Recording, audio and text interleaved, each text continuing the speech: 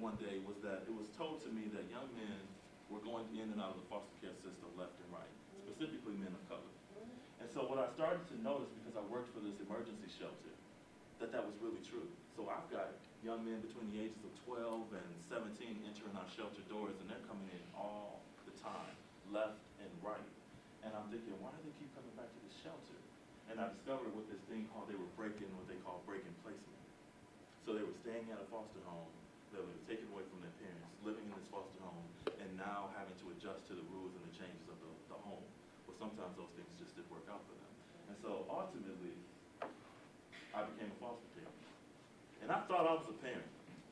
I thought I was a good parent. I thought I knew everything there was to know about being a parent. I did everything. I said, I'll be a foster parent. I've got a nice home. I've got a nice job. I'm good at mentoring. I got this down. Look at my son. He turned out well. Then I discovered something in the foster care system. Is my scroll around? Where's that scroll at? I want you guys to see something. Because the foster care system taught me something very important.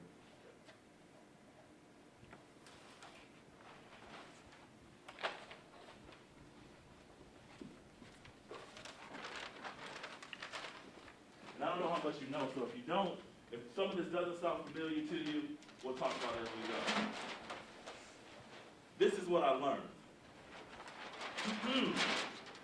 I learned that quite often my life was in constant crisis.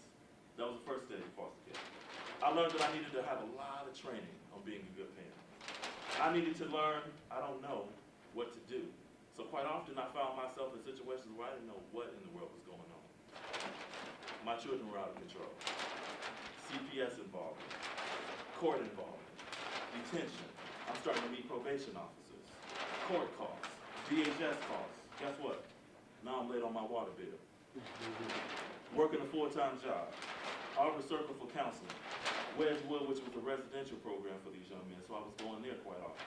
St. John's Kids First was the very place that I was working at, was now the place I was saving my kids or sending my kids back to.